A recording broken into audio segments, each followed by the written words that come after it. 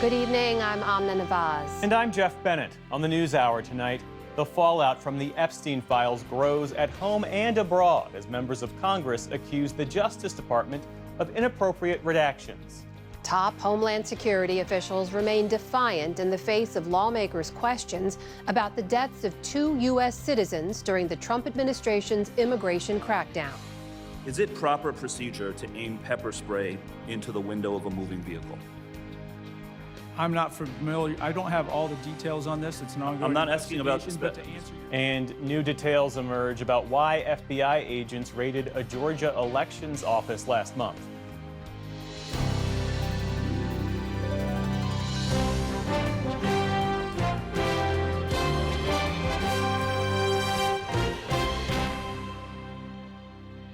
Major funding for the PBS NewsHour has been provided by the ongoing support of these individuals and institutions, and friends of the NewsHour, including Kathy and Paul Anderson, and Camilla and George Smith.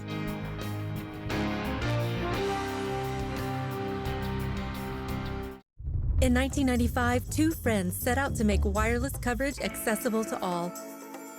With no long-term contracts, nationwide coverage, and 100% US-based customer support. Consumer Cellular, Freedom Calls. And with the ongoing support of these individuals and institutions.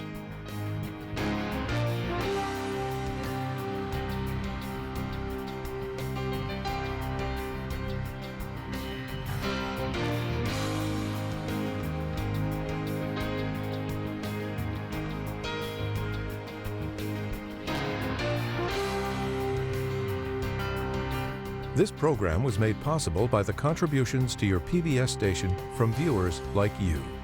Thank you.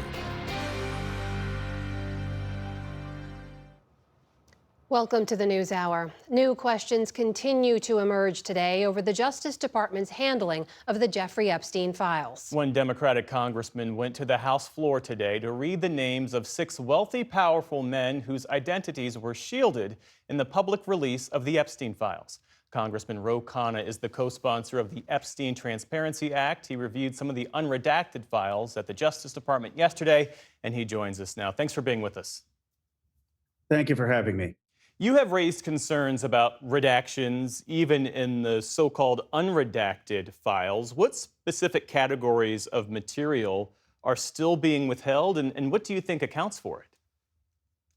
Donald Trump's FBI scraped these documents in March, and the thing that they took out were survivors' statements to FBI agents about rich and powerful men who raped them or committed heinous acts. And then those documents from the FBI were sent to the Department of Justice in a redacted form. They were already scrubbed. We need those documents to be unscrubbed. That's what the American people want to know. All of the rich and powerful men, many of them who raped these girls, are in those FBI statements, and those statements are still redacted.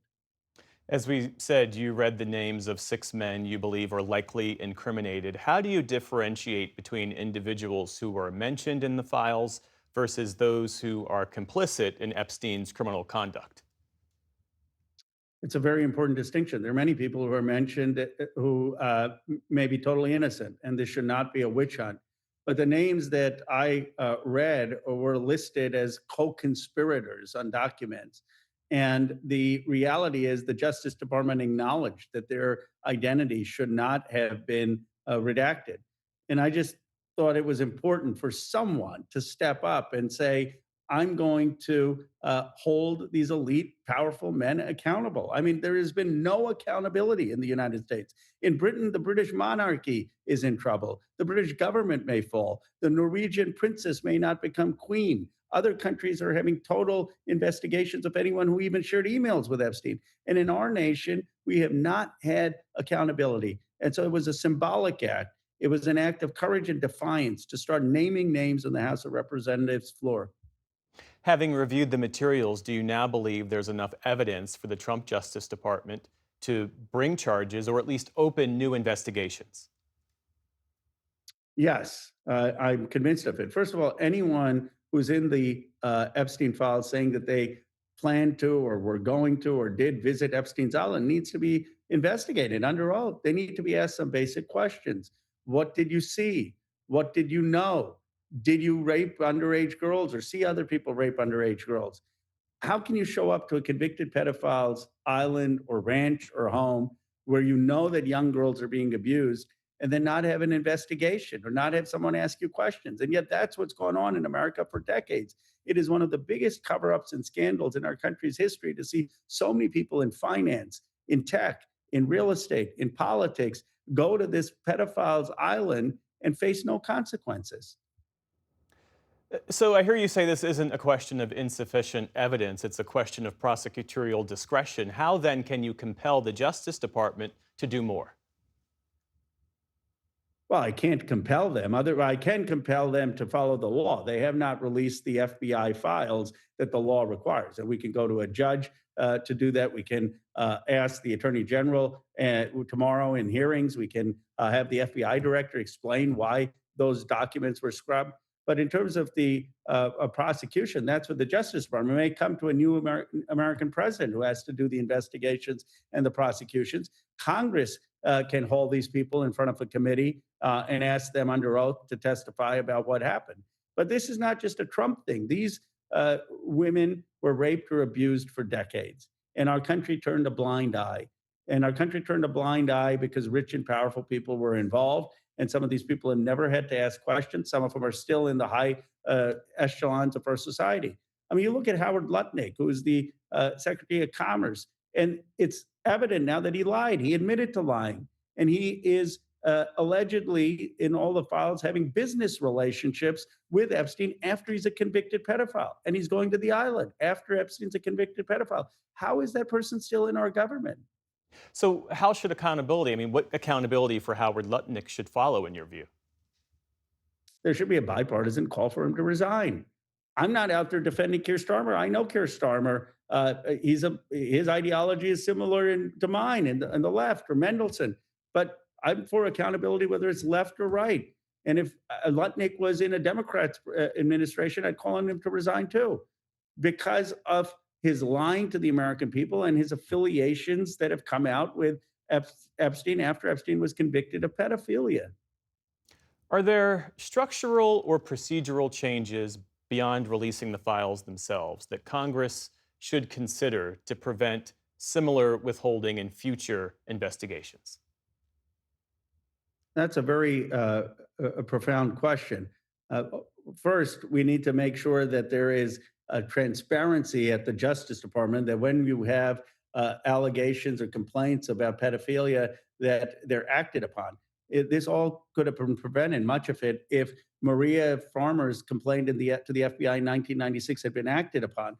But there was no urgency in the FBI or justice to take action. So this needs to be a priority, sex crimes and crimes against children for the FBI and Justice Department. Second, there needs to be clarity in America that we don't protect the rich and powerful to be above the law. And that's why we need accountability now, because we just kind of move on, as the president says, then the message to rich and powerful people is you can get away with it. And the message to every other American is that there are two tiers of justice. And if you're a working class girl seeing that, you're going to be scared about coming forward. Congressman Ro Khanna, a Democrat from California, thanks for your time this evening. Thank you.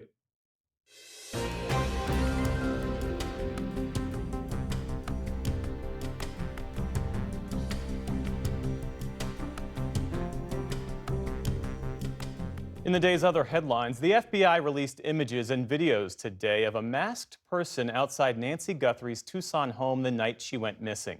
The footage shows someone with a backpack and long sleeves walking up to the 84-year-old's front door and then attempting to use gloved hands and plants to cover a security camera. The person also appeared to be wearing a holster.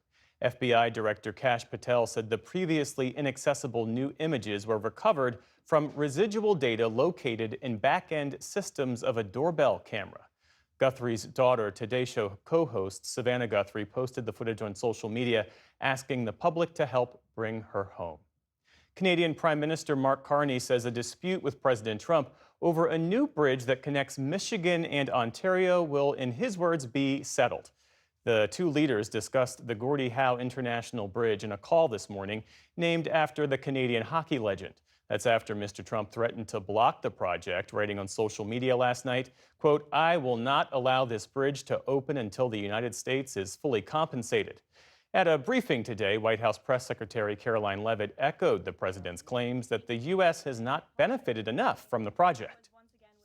The U.S. should own at least half of the bridge, have shared authority over what passes across it, and participate in the economic benefits generated by its use. This is just another example of President Trump putting America's interests first. In fact, Canada paid for the construction of the $4.7 billion bridge, which is jointly owned by the Canadian government and the state of Michigan. Detroit's Regional Chamber of Commerce said any effort to block the bridge would have, in its words, tremendous consequences for the region, state, and country. Turning now to the war in Ukraine, Estonia says that Russia has no intention of stopping the fighting despite recent talks aimed at ending the conflict. In their annual assessment, Estonian officials instead found that Moscow is using the negotiations as a tool for manipulation to buy time to build up its military. Estonia is a NATO member that borders Russia and has backed Ukraine in the war. The country's intelligence chief says that while Russia does not plan to launch a military attack on any NATO state this year or next, nearby countries should still be prepared. In order to keep that situation in the mid and long term, from the NATO perspective, we have to invest in our defense today, defense capabilities, also internal security. That's how we are able to manage and contain Russia also in the future. Meantime, Russia's bombardment of Ukraine continues. Officials in eastern Ukraine said today that Russian planes dropped 7 powerful glide bombs, damaging more than a dozen buildings and killing at least 2 people, including a child. A group of Buddhist monks completed their 15-week walk for peace today. Wearing saffron robes and moving in single file, the monks crossed into Washington, D.C., the last stretch in a 2,300-mile journey that began in Texas. They say the walk is meant to promote mindfulness and inner peace, especially during a time of deep division and uncertainty.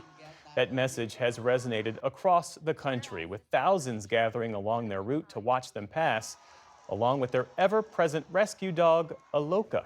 Millions more have followed their journey online. The monks plan to make a final appearance at the Lincoln Memorial tomorrow. Paramount is once again sweetening its hostile takeover bid for Warner Brothers Discovery. The company says it would pay Warner Brothers shareholders extra cash if the deal does not close by a certain date, plus a breakup fee if Warner Brothers agrees to drop its deal with Netflix. But the underlying offer from Paramount remains unchanged at $30 per share. Warner Brothers stock jumped more than 2% after the news. Elsewhere on Wall Street today, stocks ended mixed after a disappointing report on retail sales. The Dow Jones Industrial Average continued its record run, adding about 50 points. The Nasdaq went the other way, losing more than 130 points. The S&P 500 also ended lower. And at the Winter Olympics, the U.S. added to its medal count today, though gold was hard to come by. And a warning, we have some spoilers ahead. Team USA won 2 silvers on the slopes, plus a bronze across freestyle skiing, cross-country skiing, and the alpine skiing team event. But star Mikaela Shiffrin's team just missed the podium, coming in 4th. In mixed doubles curling, the U.S. settled for silver today against Sweden. Those wins helped put the U.S. at 4th on the total medal count, with 7 overall at last check. Norway and home country Italy lead the pack. In other Olympics news, U.S. figure skater Maxim Naumov made an emotional Olympic debut today, just a year after losing his parents in an air collision over Washington, D.C. And the U.S. women's hockey team beat Canada 5-0 in a group stage matchup as the two nations renewed their historic rivalry on the ice. Still to come on the NewsHour, a mother tells of her experience being detained along with her U.S. citizen children. We sit down with a spokesman for Iran during a potential inflection point in its relations with the U.S. And acclaimed opera singer Denise Graves takes her final bow. This is the PBS NewsHour from the David M. Rubenstein studio at WETA in Washington, headquarters of PBS News. Federal immigration officials today defended their officers before Congress amid public outcry after 2 fatal shootings in Minneapolis last month. The heads of U.S. Immigration and Customs Enforcement, U.S. Customs and Border Protection, and U.S. Citizenship and Immigration Services appeared before the House Homeland Security Committee. Among the questions they faced, whether the tactics used by their agents during arrests and deportations run afoul of the Constitution. Lisa Desjardins has our report. On Capitol Hill, those in charge of President Trump's immigration enforcement called to account. Do you solemnly swear that the testimony you will give immediately facing bipartisan rebuke for recent conduct. This is all unacceptable and preventable. The Department of Homeland Security has the blood of American citizens on its hands. The House Homeland Security hearing was the first since the fatal shootings of U.S. citizens Alex Preddy and Renee Good by federal immigration agents. Both killings are under investigation. I ask that the committee observe a moment of silence. The officials defended their personnel in general and pointed at those opposing them. Our officers and agents are increasingly facing an unprecedented level of aggressive interference and intimidation when executing the laws that you have asked them to enforce. In fiscal year 2025, death threats against ICE personnel increased more than 8,000%. Assaults on officers have skyrocketed over 1,400%. One officer in Minnesota had his finger bitten off by a protester, egged on by elected officials characterizing our officers as Gestapo or secret police. But Democrats insisted that's the effect, not the cause. Get your hands off of me! That immigration officials are making things unsafe. You have used your power to perpetrate great evil. And it's about time you answer this committee for the lawlessness that you've empowered and defended in your testimony. All right, I'd like you to view this video. Rhode Island's Seth Magaziner showed a video of a family being pepper sprayed in their car. You okay, Mama? You okay? Is it proper procedure to aim pepper spray into the window of a moving vehicle? I'm not familiar. I don't have all the details on this. It's an ongoing I'm not asking about investigation, but to answer your specific question, is it proper we procedure? try to avoid that. No, it is not. But many Republicans defended ICE and Border Patrol agents, with Oklahoma's Josh Burkeen showing photos of violent migrants detained. So to all those who are second-guessing the reactionary moments, to the law enforcement who have to respond in real time, go to the Department of Homeland Security website and Google your area and look at who's being picked up in your backyard. That's how we recenter this conversation to truth. I want your children protected. Ranking Democrat Benny Thompson countered with the overall numbers. Contrary to the administration's claim, only 14% of those arrested by ICE had violent criminal records. The heads of ICE and Border Patrol insisted their agents are fully trained, though ICE has sped up that training. But Democrats kept pushing. I'm sure that there are many fine agents who are doing everything they can to exercise their duty lawfully. But the problem is there are agents who are not. And the power that they have has gone to their head, and they use that power unconstitutionally. Representative Dan Goldman of New York. I have a simple suggestion. If you don't want to be called a fascist regime or secret police, then stop acting like one. To calls for action, Congressman Eric Swalwell asked for specific words. Mr. Lyons, will you apologize to the family of Renee Good for being called a domestic terrorist by the president and his leadership? No, sir. Why not? Sir, I welcome the opportunity to speak to the family in private. Later, Lyons expressed sympathy. Sir, the loss of any life is unacceptable. In the heart, my heart, prayers and thoughts go out to anyone who's tragically losing his life, especially a child, since I've suffered personal loss in my life. But I'm not going to comment on an ongoing investigation. Republicans said Democrats are to blame for inflamed rhetoric. We would not be having this hearing if the Democrats attacked illegal immigration with the same vigor that they're attacking law enforcement and the men at this table. But the hearing was about how lawmakers see the situation now. Your agencies have lost the trust of the American people, with millions taking to the streets. From those leading the immigration crackdown, a consistent line, admitting no mistakes and asking for backup. I think the rhetoric and the back and forth, the politicizing of law enforcement in general, detracts from the general morale of our personnel. This committee stands adjourned. The hearing will echo into another debate over DHS funding, which runs out Friday night. And Lisa Desjardins joins me now. Lisa, you were covering that hearing in the room. You've been talking to lawmakers about these debates over ICE reforms and DHS funding as well. Where do those stand? Okay, there are two trains here that are connected. So let's talk about those, and let me give you some basic bottom lines. First, the ICE reform train. That right now, there are real negotiations happening, largely between the White House and especially Senate Democrats. However, bottom line, I can't see a deal coming together this week. It's complicated. Now, the train that's connected to that, of course, is DHS funding. That's the second thing. Where are we with that?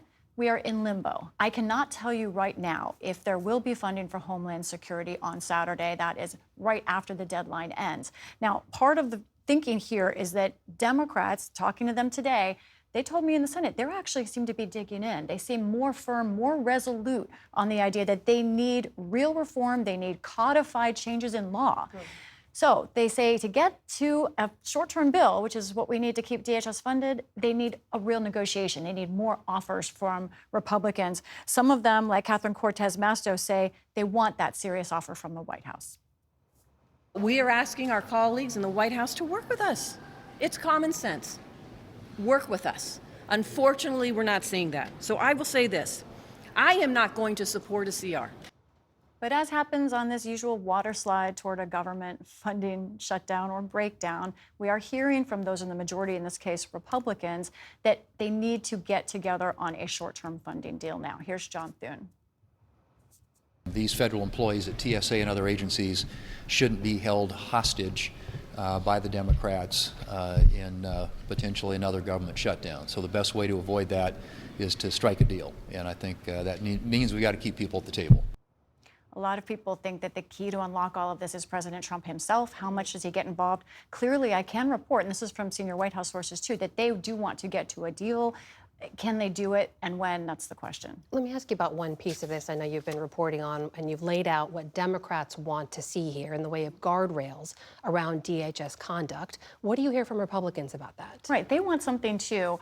I think there's broad agreement among Republicans that they want some way to have local and state officials, especially in blue states, cooperate more with ICE. How do you codify that?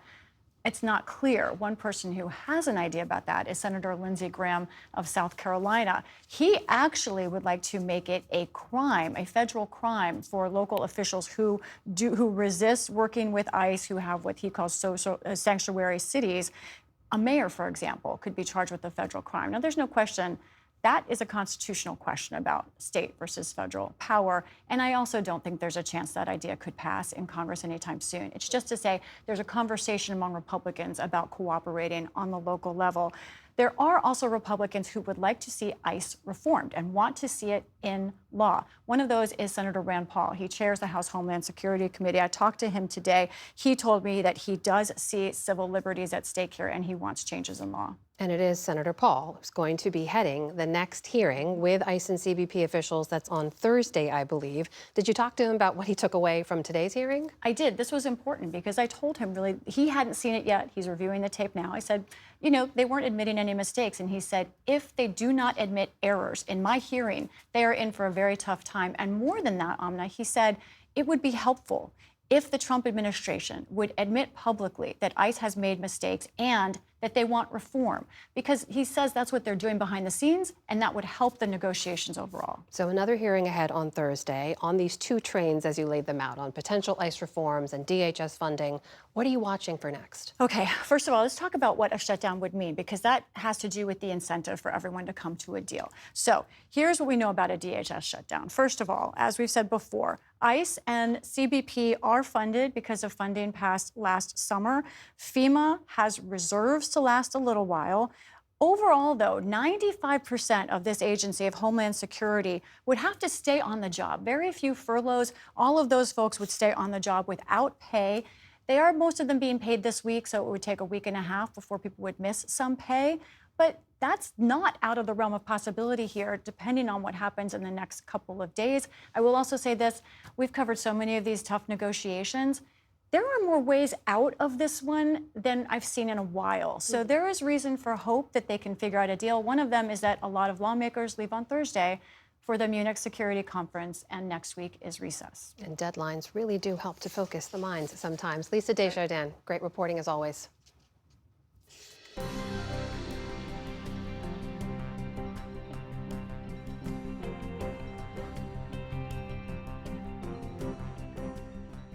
The Trump administration has said its immigration crackdown targets the worst of the worst, but many people without criminal records are getting swept up and detained, some of them along with their families. Our Lisa Desjardins spoke earlier with one of them. In October, Jackie Merlos was released from an ICE processing center in Tacoma, Washington, after spending more than 100 days in federal custody. Merlos came to the U.S. illegally in 2003 from Honduras. She later gained a temporary legal status while her full visa is pending. She has no criminal history. Jackie was detained along with her 4 children, all of whom are U.S. citizens, at a park in Washington state near the Canadian border. She and her kids spent 14 days in detention before her children were released to a family friend. Jackie was able to reunite with her family after her time in custody. Meantime, her husband, Carlos, has been deported to Honduras. Joining me now is Jackie Merlos and her lawyer, Sarah Kahn. Jackie, you were there in Peace Arch Park, just back from visiting your sister who lives in Canada.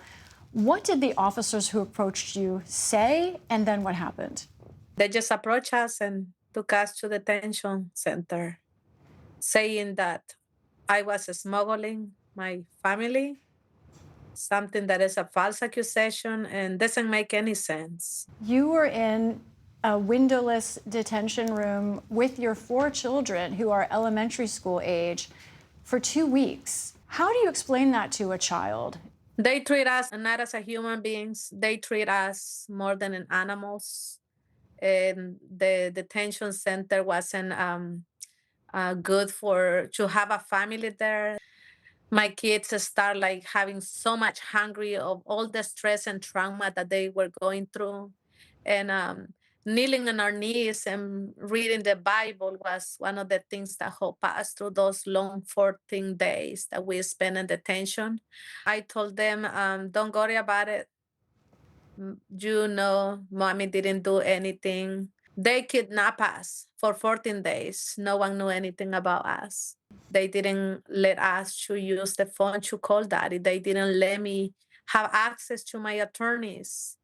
They blocked everything for us. You had a thriving construction business. Can you help us understand, where are you now? I lost my business. I lost all my clients. And we live in fear. My kids live in fear.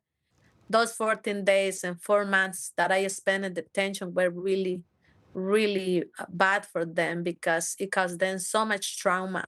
My little one peed in his pants, and they are not the happy kids that they were before our detention. Sarah, I want to ask you, in your view, none of this was legal. Can you help us? Let's start with the kids. What laws do you think could have allowed them to detain these kids for 14 days? Are there any? No, there are no laws that permit DHS to detain United States citizens. And CBP and ICE now do detain children all the time, including United States citizens, when a parent is detained. But no, it is illegal for DHS to detain a citizen. I want to ask you also then about Jackie's status. She applied for a U visa, which we've talked about before on this program. A U visa is given to someone who is a witness to a crime, might help in the prosecution of it. She was held at gunpoint in a different incident. Now, she doesn't have that visa yet. Can you explain why you think that is a protected legal status? So for 30 years, Congress has written and strengthened legislation that protects survivors of crime. Those protections include this pathway to a visa and then to citizenship. Because there's a cap on the number of visas, people wait for a very long time. And if while they're waiting, the government looks at their application and decides that they're very likely to be approved, they grant them deferred action and work authorization. Jackie had deferred action and she had permission to live here and to work lawfully when she was arrested. There was absolutely no reason for her arrest.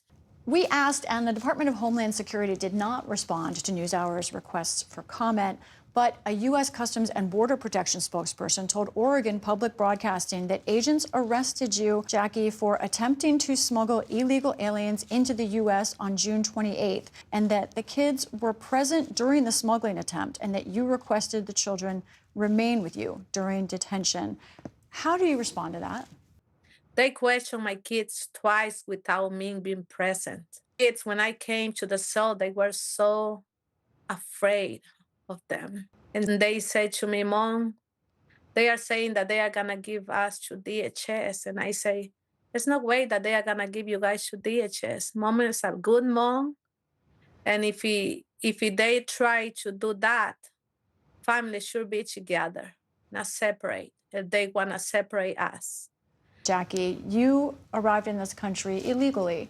What do you say to people who believe you shouldn't be here and you should be removed from this country? I ran away from my country because of the violence. And because I was thinking one day to have a family so we can live free and not to be unfair. And now we are living in fear. My kids are living in fear. It's what we're gonna do with all this generation that are living in fear, even knowing that they are citizens of the United States. They don't have rights anymore. As you mentioned, your kids are U.S. citizens. They're also just in elementary school. You said that they live in fear right now. Do you have a sense of how they view this country right now? How do you view this country right now? Bad. I don't really have words for that. How are we gonna deal with this generation, with all the kids that are supposed to be playing and enjoying their life? Now, anytime when we go somewhere, they have to look through their shoulders anytime. If the ICE is not coming, if no one is gonna come to get us.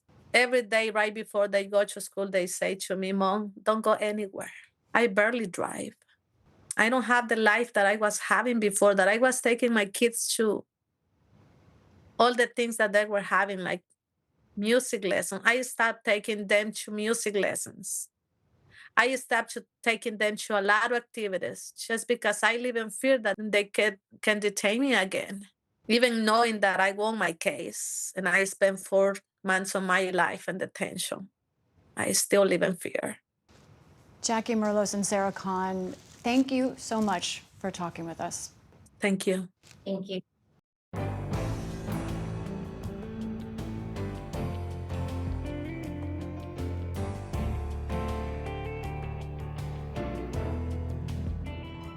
The FBI raid last month on a Georgia elections office, seizing more than 700 boxes of ballots, was fueled by an investigation into so-called deficiencies in the 2020 election.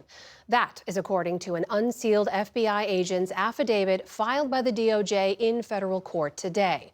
White House correspondent Liz Landers has been following the updates from this case and joins me now. So Liz, what more are we learning from that latest legal filing about the raid and why the federal government seized those election documents? This 22-page affidavit that was unsealed this afternoon gives us a glimpse into what the federal government's argument is here about why they conducted this raid a few weeks ago. And they say that this is based on belief that there's probable cause that there was violation of the retention and preservation of election records in Fulton County and also deprivation of a fair election. So the way that they conducted the election there apparently was not fair. This is according to some of this document. So the main FBI agent who wrote this affidavit has been at the agency for 5 years now, and he goes through some of the issues, some of the deficiencies that the government is saying occurred. He said that the county did not have scanned images of all 528,000 ballots. They are making the allegation that some of the ballots were scanned multiple times, that the hand count did not match the actual count. I would add that a hand count almost always is inaccurate because of human error, and that total votes were 17,000 votes fewer than the original count. Many of these claims have already been out in the public before. Some of these have been addressed by Fulton County and by the Secretary of State's office. But this is the compilation and the affidavit, which was signed off by a magistrate judge there. And one other detail in here, the FBI says that this investigation originated with a referral that was sent by Kurt Olson, who is a Trump-appointed director of election security and integrity now. So they're alleging Fulton County did something wrong here. What's Fulton County saying about all this? Well, Fulton County, the Board of Commissioners, has already sued the federal government at the end of last week to get these ballots back. They say that this was an improper raid and search. I spoke earlier today with the Fulton County Board of Commissioners Chairman Rob Pitts. We talked to him right as these documents were coming out, and he said that the Fulton County Board of Elections, complied with everything that the FBI was asking for. They turned over those 700 boxes worth of elections material, tabulator votes, the absentee ballots, all of the ballots, and the voter rolls. Everything they said that they complied with and turned over to the FBI. But he says this is not just about Georgia. He says that this is a broader affront to voting and to elections in this country. Listen. I think it's much, much bigger than Fulton County. President's also mentioned 15 states that he has some concerns about. Georgia, I think, is probably at the top of that list for the reasons that I've stated, but the others, need to be aware as well. And that's why I think, if they're successful in doing whatever they plan to do here in Fulton County, Georgia, and in the state of Georgia, they're simply going to go to other states and do exactly the same thing. Pitts also said, Amna, that now that material, all the elections material that was seized, has left their own premise, their own building, that he doesn't know where that is now. And he said that he can't verify some of the personal identifying information that's in some of those documents, like in the voter rolls. And just one more thing, Amna, that I want to underscore for our viewers is that this all happened at the direction, Tulsi Gabbard says, of the president. She was down there at that election office in Fulton County. Highly, highly unusual to see the director of national intelligence at an FBI operation like this. I want to circle back to a name you mentioned, Kurt Olson. As you mentioned, he's a special government employee President Trump has now empowered to investigate the 2020 elections. Tell us more about Mr. Olson and what we should know about his role. If you've been following some of the January 6th the special committee that happened up on Capitol Hill a few years ago, and you've been following some of this election denier movement, you have maybe heard of Kurt Olson before. He's an attorney. He has been involved in litigation, fighting what he said was Joe Biden's false win. So he has long denied the election results of 2020. He also represented Kari Lake when she was running for governor, and then she did not accept the election results in Arizona. And at the time, Olson was sanctioned by an Arizona court for false statements that he made related to that case. He now is overseeing these investigations. The CIA confirmed to me today that the president has asked Mr. Olson to look at intelligence related to the 2020 election, and the agency, the CIA, is ensuring that he has the access necessary to do his work. Politico is reporting that he has access to sensitive intelligence. When I asked the White House about this earlier today, about his work, what kind of sensitive intelligence he has access to, they said the president has the authority to provide access to classified material to individuals as he deems necessary. The entire Trump administration is working together to ensure the integrity of U.S. elections. Amna. White House correspondent Liz Landers, we know you're going to continue to cover this story. Thank you. Of course.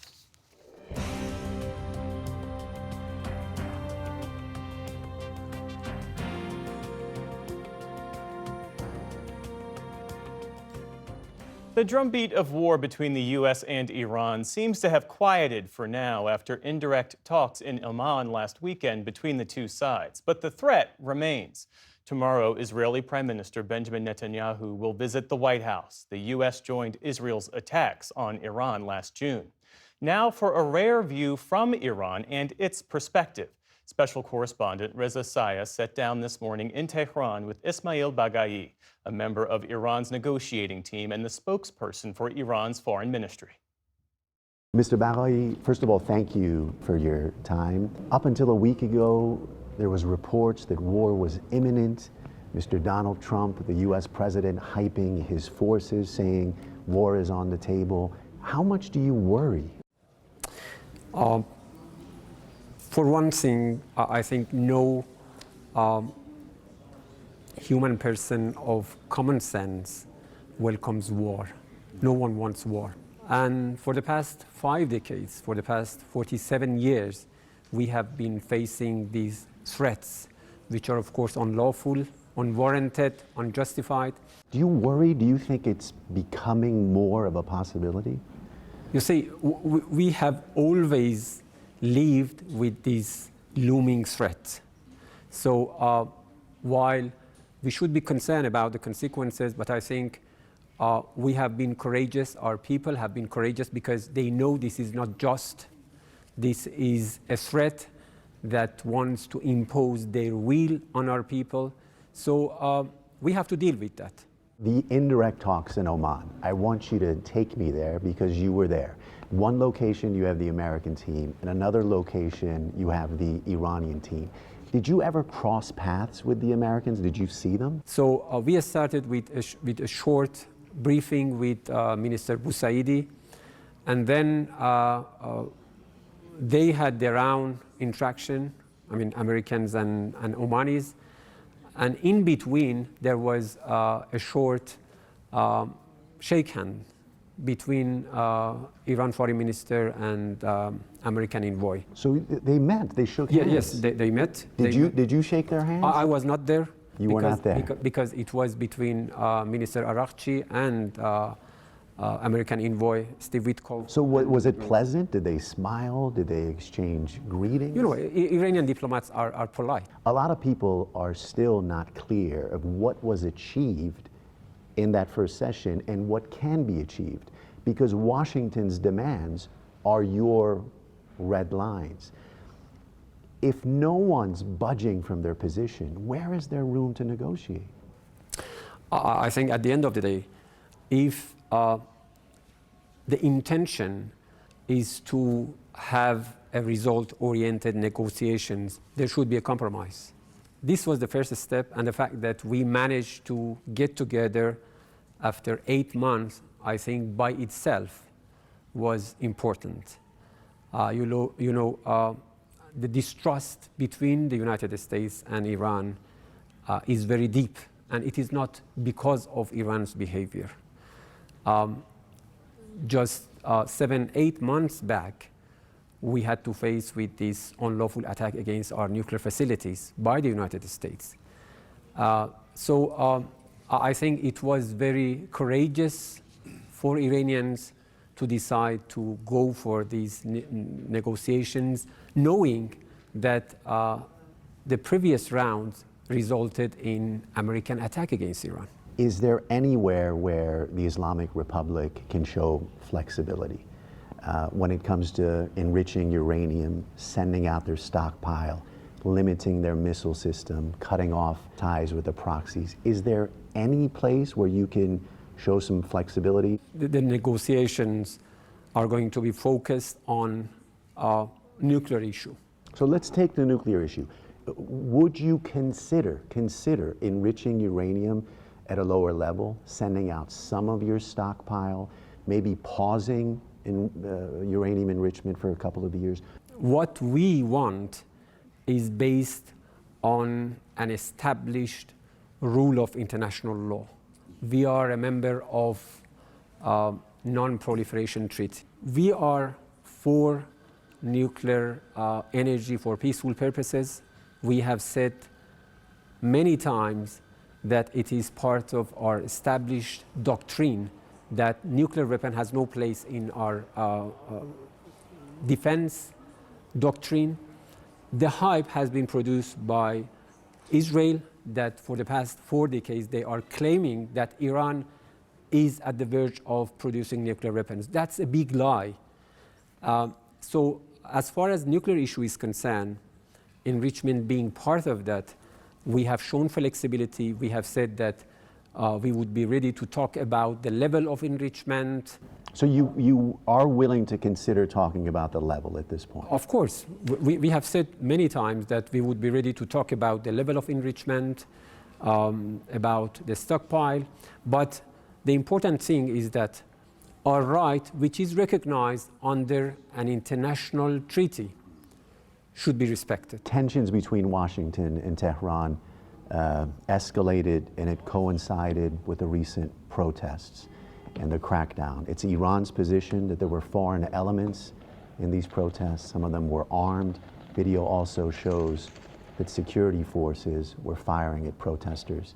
How seriously do you take this matter, and how seriously is the Islamic Republic working to hold anyone accountable that killed innocent people? Every single life matters. They are Iranians, and we regard that as a very unfortunate situation. Peaceful assemblies, peaceful protests is something that we respect. But what happened after 10 or 12 days, from 8 to 10 January, was completely different. The gunmen mushroomed in many cities across the country. They were armed, they used handguns, and they started killing our security forces. It is not a matter of secrecy. Israeli officials, they have said that Israeli Mossad-affiliated agents are in the streets. They are with the protesters. You see, they have been claiming 100,000 protesters being killed. They are all lies. What can you do to verify the death toll? They have done it. The President's office issued a statement with the names and national code number of all those who have been killed. What is the Islamic Republic doing to investigate their own security forces, to hold their own security forces accountable and be transparent with that investigation? We have mechanisms, we have established mechanisms. Security forces, those who were involved in any unlawful shooting, we hold trials for them. What makes you hopeful that Iran will overcome this very difficult time and the negotiations will be successful? What keeps you hopeful? Many things. Like what? We are coming from a very rich civilization, and we have experienced many problems across centuries. We have no other choice other than overcoming these crises as well. And that was Reza Sayah reporting from Tehran.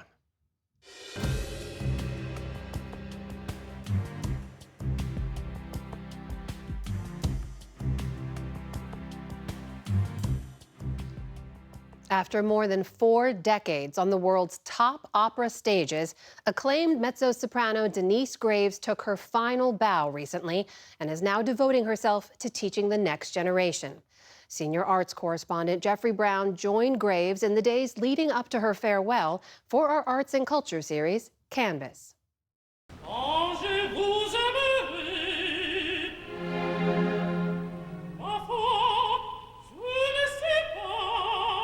In opera, Denise Graves says there's enormous focus on how to make it, but not so much on how or when to leave it. With all of the preparation and with all of our attention sort of centered around what does it take to actually get into the world's greatest opera house? Right. What does that require? And then when you're there, when is it time, after you've done that, if you're lucky, when is it time to sort of bow out gracefully? There's not a lot of guidance for that. No, not at all. Now she's done just that with a final series of performances in George Gershwin's classic Porgy and Bess, reprising a role in a production first presented in 2019 at the Metropolitan Opera, one of the grandest stages of all. But nobody ain't gonna pet on no.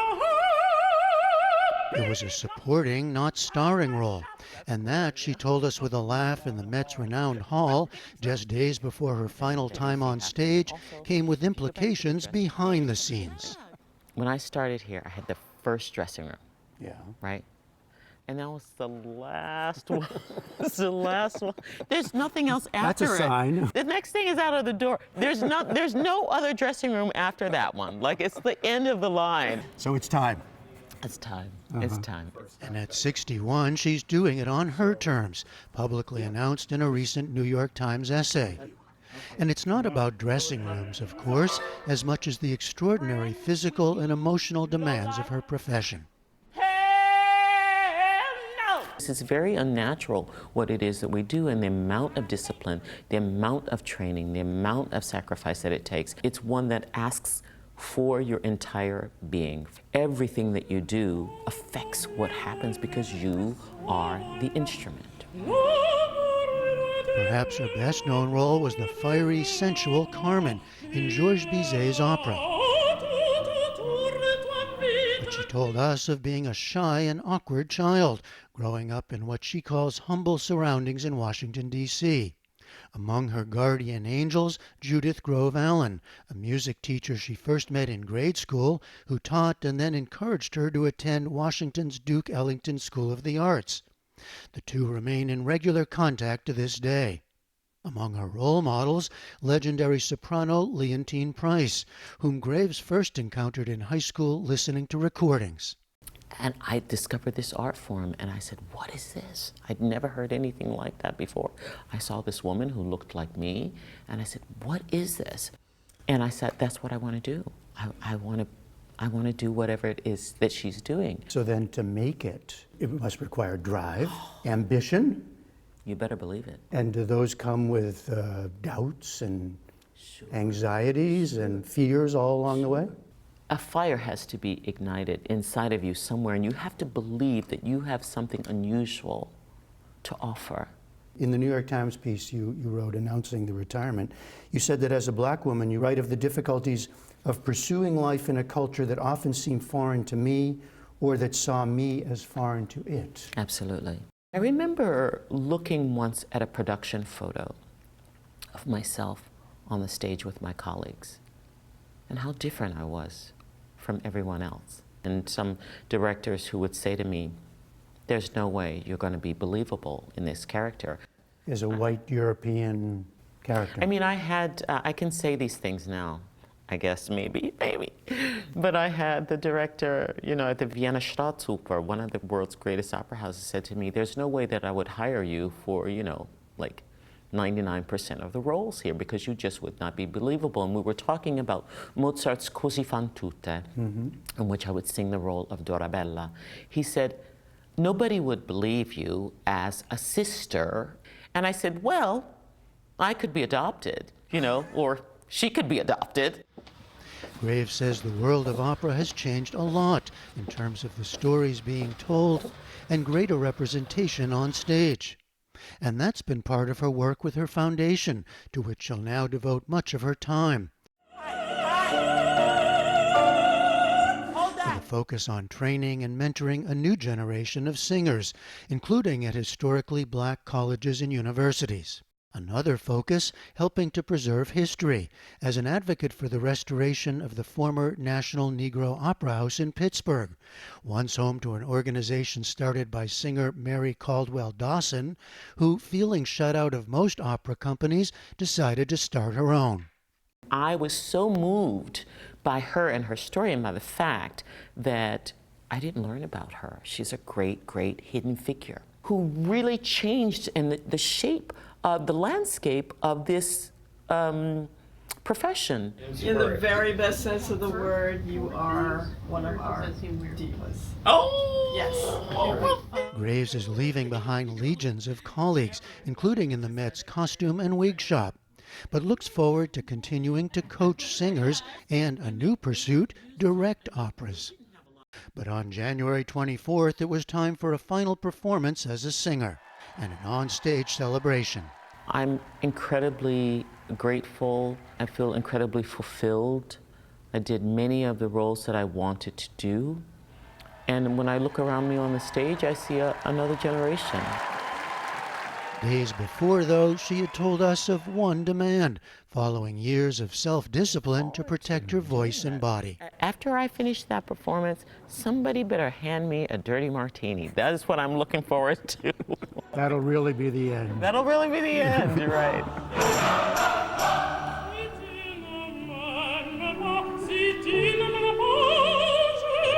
For the PBS NewsHour, I'm Jeffrey Brown at the Metropolitan Opera in New York.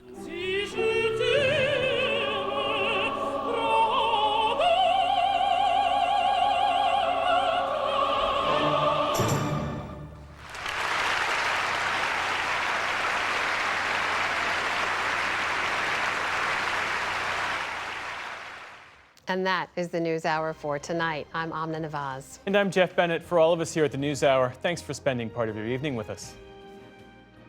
Major funding for the PBS NewsHour has been provided by On an American Cruise Line's journey along the Columbia and Snake Rivers, travelers can retrace the legendary route forged by Lewis and Clark more than 200 years ago. American Cruise Line's fleet of modern riverboats sail through regional landscapes and visit historic landmarks where you can experience local culture, customs, and cuisine. American Cruise Lines, proud sponsor of PBS NewsHour. the William and Flora Hewlett Foundation.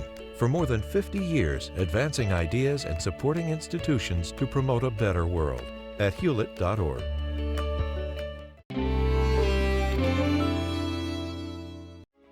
The Charles F. Kettering Foundation, working to advance inclusive democracies. Learn more at kettering.org. Friends of the NewsHour, including Nell, Martha, and Mary Minow, in honor of the life and legacy of their parents, Newton and Josephine Baskin Minow, and Julie and Robin Powell, through Fidelity Charitable.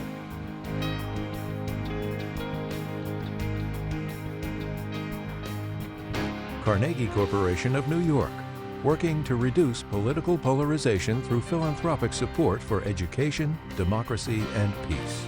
More information at carnegie.org. And with the ongoing support of these institutions. This program was made possible by the contributions to your PBS station from viewers like you. Thank you.